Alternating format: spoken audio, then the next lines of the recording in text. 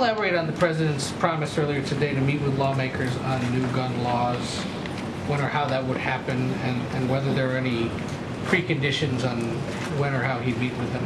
So the president look, he's been calling for action for some time. What we have seen, in particular these past 2 weeks, with these mass shootings in Buffalo, and we saw the president go to Buffalo and grieve with the family there. We saw the president and the first lady just this past Sunday go to Texas to grieve with the parents there.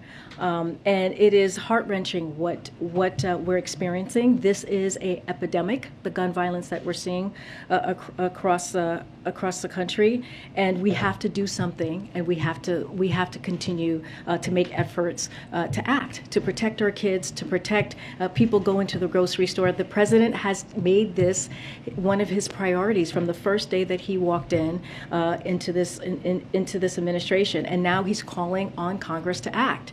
And so he is hopeful. He wants to make sure there's action. The White House, we have our White House team that is in constant communication with Congress on an array of issues, including this one, because again, this is a priority, and he wants to continue to make sure that he continues to voice his concern and what needs to be done next. Look, the president has done everything that he can from the federal government. We are looking at other executive actions that we can possibly do. This president has done more executive actions at this point than any other president, but it's not up to him alone. He cannot do this alone. This is what you heard him say to Kelly O yesterday. And so Congress needs to act so we can have federal law legislation on the books so we can stop this epidemic that we're seeing across the country. What other executive actions would be under consideration if you just said he's done everything he can do?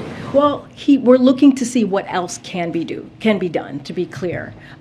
We have done, as you've heard us say, we have done the ghost guns. The stemming of the flow of ghost guns is something that the president has done through executive action. If you look at ghost guns, they are not regulated. There's no serial number connected to them. They are the weapons of choice when it comes to terrorists and criminals.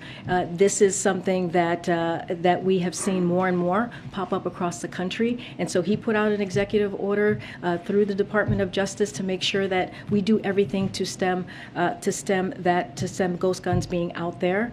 He's taken more efforts to take on gun traffickers and make sure that they are held accountable.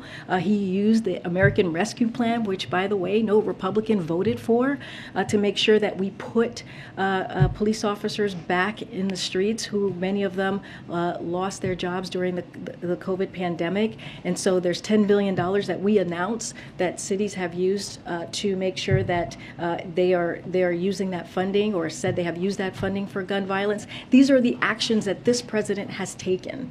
And now he's calling on Congress to take action. He's calling on Congress to take a vote so that we can protect families and communities. He said, no, nothing's scheduled yet.